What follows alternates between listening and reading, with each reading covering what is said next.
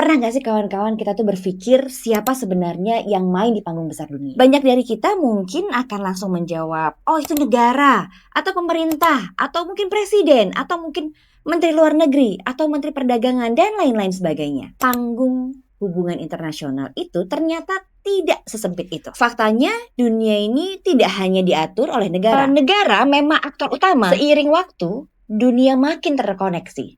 Aktor-aktor lain kemudian muncul. Contohnya apa? Misalkan perusahaan multinasional. Ada juga organisasi internasional seperti PBB, WTO, atau bahkan komunitas seperti ASEAN dan IPC. Aktor non-negara seperti LSM, komunitas dan bahkan aktivis lingkungan. Mereka bisa mendorong agenda HAM, mendorong perubahan iklim, masuk ke meja perundingan. Bahkan membuat negara besar bisa berubah sikap. Apakah kemudian individu bisa jadi aktor dalam hubungan internasional? Bayangkan pelajar yang bisa bikin gerakan solidaritas Palestina di Eropa, atau influencer yang suarakan keadilan, yang suarakan tentang perubahan iklim, atau kemudian wirausahawan yang berjejaring dengan pembeli luar negeri. Jangan pernah anggap hubungan internasional itu hanya urusan elit atau pejabat semata. Saya sendiri banyak belajar bahwa jadi negosiator perdagangan itu bukan cuma soal angka, tarif, maupun pasal-pasal perjanjian, tapi juga soal keberpihakan. Disinilah pentingnya pemahaman bahwa kita sebagai negosiator bukan cuma teknokrat. Semoga episode ini bisa membuka pandangan. Kita semua adalah bagian dari itu. Halo teman-teman semua, kembali lagi di Meja Runding. Ruang ngobrol kita tentang perdagangan, diplomasi, dan bagaimana dunia ini sebenarnya saling terhubung lebih dari yang kita kira. Hari ini kita akan masuk ke topik yang saya yakin sering kita dengar. Apa sih sebenarnya negosiasi itu? Banyak orang berpandangan bahwa negosiasi itu soal diplomasi di forum internasional atau lobby tingkat tinggi antar pemerintah semata. Tapi kalau kita jujur, setiap hari hidup kita itu sebenarnya adalah proses negosiasi. Dengan anak, negosiasi dengan pasangan, dengan atasan, rekan kerja, bahkan negosiasi dengan diri kita sendiri. Negosiasi merupakan seni menyelaraskan keinginan dengan realita. Dan di tingkat internasional, negosiasi itu jadi medan untuk menyusun ulang kepentingan nasional agar tetap sejalan dengan dinamika global, tanpa kehilangan jati diri, tanpa mengorbankan kedaulatan. Dan dalam hal ini, kedaulatan bukan hanya soal batas negara, tapi soal prinsip. Apa yang kita yakini penting untuk bangsa ini, untuk masyarakat kita, untuk masa depan. Lalu, apa yang sebenarnya terjadi di meja perundingan? Biasanya ada dua hal utama. Pertama, kepentingan nasional. Contohnya terkait dengan isu atau agenda ekonomi, keamanan, lingkungan, pendidikan, atau martabat bangsa.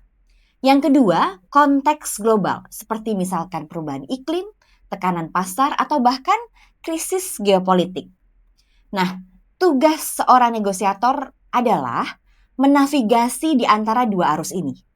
Menjaga agar apa yang kita perjuangkan tidak tenggelam oleh tekanan global, tapi juga tidak menutup mata terhadap peluang dan kerjasama yang bisa saling menguntungkan.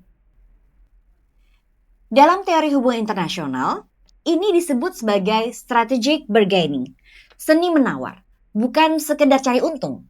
Karena bukan cuma soal menang atau kalah, tapi bagaimana mencapai solusi yang sama-sama menguntungkan. Atau kalau dalam bahasa kerennya disebut win-win solution. Win-win itu seperti kita setuju untuk sepakat, meskipun tidak semua keinginan dikabulkan. Kita beri sedikit, tapi kita juga dapat sesuatu yang berarti. Inilah yang disebut dengan konsesi, yaitu kesediaan untuk melepaskan sebagian kecil demi tujuan yang lebih besar. Contohnya, ketika sebuah negara berkembang, setuju membuka sedikit akses pasar untuk produk luar negeri, asal ada transfer teknologi atau pelatihan untuk pelaku UMKM-nya. Dalam dunia negosiasi itu bukan suatu kekalahan, melainkan strategi. Karena kadang mengalah sedikit hari ini bisa membuat kita melompat lebih jauh besok. Dan justru itulah makna sejati dari negosiasi. Bukan soal siapa yang lebih keras, tapi siapa yang lebih bijak membaca momentum. Nah, kalau teman-teman berpikir negosiasi itu hanya untuk diplomat dan pejabat tinggi, coba pikir lagi. Setiap kali teman-teman mencoba menyampaikan ide tanpa konflik, atau menyepakati waktu rapat, atau mencari titik tengah saat berbeda pendapat, itu semua bagian dari seni bernegosiasi. Dan kabar baiknya, seni itu bisa diasah. Jadi di meja runding ini, saya mengajak teman-teman untuk melihat bahwa negosiasi bukan ruang elitis. Ia milik semua orang. Dari ruang rapat hingga pasar tradisional. Dari perjanjian dagang global hingga obrolan jujur antara dua orang yang mau saling memahami.